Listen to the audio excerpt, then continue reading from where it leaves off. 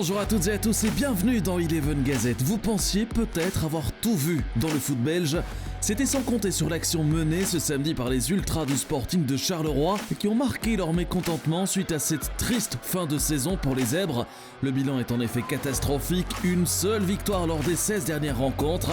Mehdi Bayat est donc venu s'expliquer sur le terrain du Sporting, nous offrant un moment unique en télévision. Depuis 9 ans, on s'est battus, tous ensemble. Vous avez eu un rôle important pour réécrire une nouvelle page de l'histoire du Sporting de Charleroi. Où on a réussi, je pense quand même, à faire en sorte que notre club devienne un club stable, un club qui a régulièrement de bons résultats sportifs, qu'il vous ait fait vivre à vous tous aussi beaucoup d'émotions positives, comme jamais on en a vécu dans l'histoire du club. En 115 ans, on n'a jamais eu autant de stabilité en 115 ans dans l'histoire du club. Jamais. Un discours fort qui aura permis à la rencontre de se jouer mais qui n'aura pas porté les Zèbres vers la victoire. Eupen s'est en effet imposé grâce à un triplé de Prevliak. L'attaquant bosnien aura été l'auteur d'une saison remarquable avec un total de 16 buts inscrits. L'excellence est aussi la marque de fabrique de Paul Onuachu. L'attaquant du Racing Genk chasse le record de Wesley Sang, établi en 2002. Un record de 30 buts, Onuachu en est désormais à 29 grâce à son doublé face à l'Antwerp, donnant encore un peu plus de poids à son statut de meilleur buteur du championnat. Oh joli, magnifique, Preciado qui tente d'enrouler et ce ballon repoussé dans les pieds de Paul Onuachu qui n'est pas meilleur buteur de la compétition par hasard. L'Antwerp et le Racing Genk se croiseront à nouveau en play-off 1. Le prélude de ce duel nous aura offert un superbe spectacle avec pas moins de 49 tirs tentés et 5 buts inscrits. Vous l'aurez compris, le spectacle était au rendez-vous ce samedi au Bosuil. Un véritable comeback avec Batou Binsika à la conclusion. Congratulations, you see that you can discuss but you need solutions, and solutions we saw on the field with compensation, with coming back. Whatever is happening, the result is not important and can be changed very quick. So we succeeded to react when we were even 2-0 behind. So that is what you have to do every time. So again, congratulations. We finished from a nice, in a nice way with a good result. Let's go up to playoff 1 and thanks everybody. Ici c'est Anvers ici.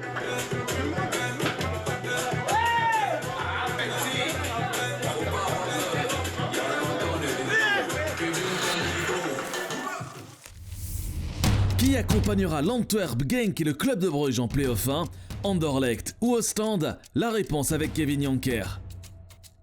Que ce soit le Standard, le Beerschot Louvain, Gand, Zulte Waregem ou encore Malines, tous avaient leur chance et l'espoir d'accrocher le top 8. L'enjeu était donc énorme et 3 clubs se sont distingués lors de cette dernière journée. Het is leuk dat je dan op die laatste speeldag nog altijd kan meedoen om play-offs en om iets positiefs. En als je het dan op deze manier kan afmaken, is magnifiek. We moesten vandaag doen wat we moesten doen en dat hebben we gedaan, dus daar moeten we tevreden zijn. We zitten in play-off 2 en nu moeten we proberen om daar ook het maximum eruit te halen. Avec les play-off 2, il y a une place européenne à faire aussi. Donc pour moi, j'ai toujours joué dans ma carrière pour gagner, pour avoir beaucoup plus. En gagnant la coupe ou perdant la coupe, je vais jouer les play-off 2 pour le gagner parce que c'est ça l'objectif. Et pour remporter les playoffs 2, fallait-il encore se qualifier? Un défi réussi, même si le match face au Beerschot a mis du temps à se débloquer. Et comme souvent depuis son arrivée, c'est encore Joao Klose qui endosse le rôle de serrurier. Le Brésilien soulage les siens avant le repos et permet au Standard de dérouler en deuxième période. Les Liégeois s'imposent finalement sans trembler, mais sont tiraillés entre le soulagement d'être qualifiés en play-off 2 et la déception d'avoir manqué les play-off 1. Mais qu'ils se rassurent, dimanche, ils auront l'occasion de soulever un trophée cette saison. C'est sûr qu'on n'est pas à notre place. On a perdu énormément de points au début de saison. Et voilà, malheureusement, aujourd'hui on est dans les play-off 2. Mais on voulait quand même gagner ce match quand même pour pas avoir fini la saison directement. Maintenant, la semaine prochaine, il y a la coupe, la finale. Et on va tout donner pour la remporter. De leur côté, les Gantois étaient eux conscients de la tâche à accomplir pour se hisser dans le top 8. Et le moins que l'on puisse dire, c'est qu'ils n'ont pas fait les choses à moitié. La passe directement dans les pieds de Yaremchuk, ça c'est pas mal joué, je pense qu'il n'y a pas hors-jeu de nouveau. Castromontes, le crochet, est-ce qu'il va marquer? Oui. Le centre, il est pas mal. Et Yaremchuk qui est là. Ojija. Paquet avec la reprise, elle est au fond. Michael Ngado. Yaremchuk pour un 7e. Yaremchuk, c'est au fond. Roman Yaremchuk. Great result. A little bit disappointing with the 2 goals against, but okay, we scored 7, so it's enough. Plus qu'un dernier ticket à glaner, à ce petit jeu-là, Malines ne s'est pas fait prier pour le décrocher. Mis en difficulté en début de match, les 100 et or sont restés soudés pour finalement s'imposer tranquillement 1-4. Et pour la 2e saison de rang au sein de l'élite, les Malinois ont à nouveau répondu présent et seront très probablement le véritable poil à gratter de ces playoffs version 2.0 qu'on annonce passionnant. Direction les pelouses de la Score Super League où Anthony Coppi nous résume l'essentiel de l'actu du week-end. La 2e journée des playoffs de la Score Super League a réservé son lot de surprises, et notamment dans la rencontre OHL-Anderlecht où les Mauves se sont longtemps cassé les dents sur l'organisation défensive des Louvanistes. Anderlecht a longtemps essayé mais n'a jamais trouvé la solution, y compris sur penalty, et perd donc 2 points importants dans la course au titre.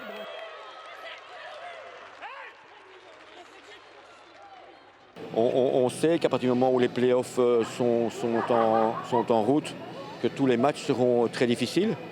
Le fait aussi que l'on ait marqué énormément de buts dans la première partie de la compétition, les équipes ont changé tout à fait leur style de jeu. Ils attendent patiemment que l'on commette une erreur derrière pour essayer de se créer une occasion de but. Et nous, on se crée des occasions, mais on ne marque pas pour l'instant. Donc oui, c'est dommage. Car les Mauves ne comptent désormais plus que 3 points d'avance sur le Standard de Liège qui s'est facilement imposé 3-1 contre le club wallélais. De bon augure avant d'affronter justement Anderlecht. On va essayer de jouer pour gagner, pour aller le plus haut possible, le plus loin possible. Et pourquoi pas le titre, mais ça, je répète, ça se jouera la semaine prochaine. Si on gagne la semaine prochaine, on se relance complètement et puis tout sera possible. Si on perd la semaine prochaine, eh bien, ça sera compliqué. Mais par contre, si on gagne, je pense que là, on mettra un coup de pression à tout le monde et là, on pourra vraiment voir nos ambitions. Le classico féminin Anderlecht Standard sera à suivre samedi après-midi sur Eleven Pro League. La bataille pour les playoffs 2 nous a offert du très beau spectacle hier. 3 tickets restés à distribuer. Qui décrochera le précieux sésame? La réponse avec Kevin Yanker. La tension est palpable, le stress est présent, mais l'objectif est clair, obtenir au minimum 1 point pour se hisser au sein du top 4 et envisager une place en Ligue des Champions l'an prochain. Concentrés, sérieux et appliqués, les Mauves savent ce qu'il leur reste à faire, prendre le match à leur compte pour éviter de se faire peur sur le terrain de Saint-Tron. Un défi parfaitement relevé grâce notamment à une stabilité retrouvée au sein du noyau bruxellois. Le Sporting domine son adversaire et multiplie les opportunités mais manque encore de lucidité dans le dernier geste. Sans paniquer, les troupes de compagnie continuent d'insister pour finalement exulter dans le dernier quart d'heure grâce à Jari Verskaren, symbole d'un Sporting d'Anderlecht retrouvé. Oh, la mauvaise relance encore de la vallée dans les pieds de Josh Cullen. Nmecha à sa droite, en un temps, le centre est bon, Verskaren pour le but de la délivrance de la saison du Sporting d'Anderlecht. C'est ici qu'il était né, Jari Verskaren, c'est ici qu'il soulage tout un club. We weten wat onze kwaliteiten zijn. We hebben nu een aantal matchen op een hoog niveau gespeeld. Dus we gaan met volle vertrouwen naar die play-offs en dan zien we wel wat er gebeurt. Les Mauves s'imposent et enchaînent une 4e victoire de rang en championnat, ce qui n'était plus arrivé au club depuis août 2018. La bête blessée s'est donc relevée au meilleur des moments et s'installe sur le podium pour la toute première fois de la saison, idéal avant d'aborder le sprint final. Je me sens comme avant le match, serein et ambitieux, motivé, sans pour autant être rêveur, dans le sens où on a encore beaucoup de travail à faire. Dans le même temps, Ostende se devait de gagner tout en espérant une défaite d'Anderlecht, un miracle qui n'aura donc pas eu lieu mais qui n'enlève rien à la belle saison des Cus Boys. It's great. We are happy about this. For sure, there was, as we spoke before, it was a small chance to reach playoff 1, but I think we deserved now the playoff 2, and we are really happy to play this against these top teams. Les côtiers s'essoufflent, manquent d'inspiration et terminent donc leur phase régulière avec un 3e match sans victoire lors de leurs 5 dernières sorties. Mais malgré cet ultime partage enregistré face au Cercle, le KVO peut être satisfait de sa saison et aura à coup sûr un coup à jouer en Play-off 2 avec pour objectif se qualifier en Europe pour la 2e fois de son histoire. Selon Arthur Théat, Ostende s'est fait flouer par l'arbitrage ces dernières semaines. Mais comme toujours dans la Gazette, on laisse aussi la parole au corps arbitral représenté par Frank de Bleekereux. On écoute les deux parties. Pour être honnête avec vous, on commence un peu à en avoir marre. Le but annulé contre Beveren, voilà, donc on marque avec Andrew. À Moucron, on me dit que je suis hors-jeu sur un corner, il faut encore m'expliquer. Et aujourd'hui, je pense que la personne est à mettre hors jeu. Vraiment, je ne suis pas du genre à parler sur leurs arbitres ou quoi. Chacun fait son boulot. Mais le ras-le-bol, il commence vraiment à être là. J'ai l'impression que voilà, on a tout fait pour qu'on ne soit pas en play-off. Il faut être honnête. Het referee department wil meer uitleg geven over de complexe buitenspelsituatie in KV Oostende Cercle Brugge. Bij het schot van Cercle-speler De Kostere houdt de Oostende-doelman de bal tegen met de voet. De bal komt terug, raakt het been van Oostende-speler Hendry en komt vervolgens bij Cercle-aanvaller Ugbo, die scoort vanuit een buitenspelpositie. Na het zien van de VAR-beelden besluit de scheidsrechter het doelpunt goed te keuren, nadat de assistent-scheidsrechter eerder vlagde voor buitenspel.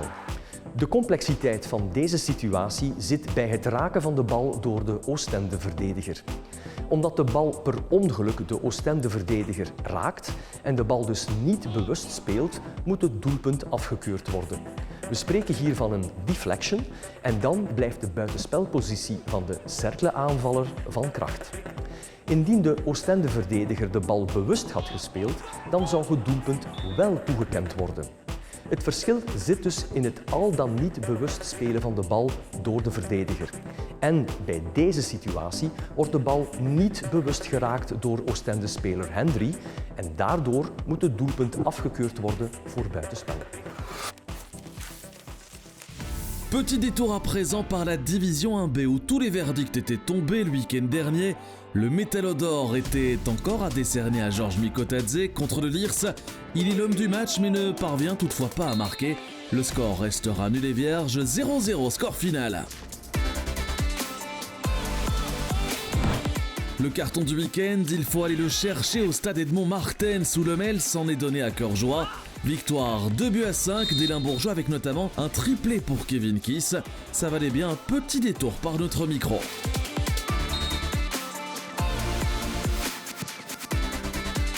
Kevin Kiss, un triplé, est-ce que ça vous arrive souvent dans votre carrière de joueur? Si le deuxième goal m'est attribué, c'est un triplé, non, c'est la première fois. Même un doublé, je crois qu'en niveau professionnel, ça m'est jamais arrivé. Ça aide à l'équipe, ça fait plaisir, certainement, personnellement, mais le plus important, ça reste le collectif et on gagne le match ce soir et c'est le plus important. Et enfin, retour en images sur le net succès de l'Union qui jusqu'au bout aura écrasé la concurrence. Succès 0-4 des hommes de Felice Mazzu qui terminent la saison en beauté avant de retrouver l'élite dans quelques semaines. Ce soir, une rencontre encore à disputer entre Daines et Westerlo, coup d'envoi à 20h. Et on termine ce numéro par ces images pleines d'émotions. Après plusieurs années sur le fil du rasoir, la relégation est désormais réalité pour Moucron. Ik denk dat er weinig woorden voor zijn. Ik denk dat het gewoon heel moeilijk is. Ik denk dat we wisten dat in Leuven dat ze ons geen cadeaus gingen geven. Dat we zelf de punten hier moesten komen pakken. Dat hebben we ook gedaan eigenlijk, heel goed. Maar als je dan telkens de voorsprong niet kunt vasthouden of dat we dat één puntje niet kunnen vasthouden, ja, dat is gewoon kloten. Ik denk dat we het niet alleen vandaag hebben laten liggen, maar ook in de voorbije wedstrijd dat we de laatste minuten een goal tegenkrijgen. Mais les Moucronois se sont battus jusqu'au bout avec leurs armes. La tâche n'était pas simple sur la pelouse de l'Ogre brugeois. L'Excel a aussi connu des moments de grâce comme sur le but d'ouverture, signé Arbaoui. Mais les erreurs défensives se payent cash face à un adversaire de cette qualité. Les hommes de Georges Simao ont tenu jusqu'à la 85e minute, 4 buts concédés au total. Pas de quoi rougir, cela dit, face à une équipe comme Bruges, me direz-vous. L'exploit était proche, mais la descente est désormais actée et les incertitudes concernant la licence persistent. L'avenir de Simao est aussi plus qu'incertain. You take it as a personal failure this season? I have to take my responsibilities also, but I think it's important to say that the scenario was extremely hard since the beginning of the season. And in my words at this moment, we have to think to make the right balance about what happened this season, because the responsibility, of course, it's the players, it's the technical staff, but not only. I think there are deeper reasons for this season so difficult for Moucron. Un scénario cauchemardesque pour Moucron, ce qui fait évidemment les affaires de Waasland Beveren, qui évite de justesse la relégation directe. Les supporters espèrent désormais un bon résultat dans cette double confrontation à venir face à Seraing. Les hommes de Nicky Hayem n'avaient plus leur destin en main lors de cette dernière journée. La seule chose qu'ils pouvaient faire était de gagner face à OHL et d'espérer. Mission accomplie avec cette victoire 1-2 à Dundreef. Des Waaslandiens qui peuvent remercier un homme, Louis Verstraat, prêté par l'Antwerp cet hiver et titulaire depuis quelques semaines, tout comme Nicky Hayem, en qui la direction a gardé toute sa confiance jusqu'au bout du suspense.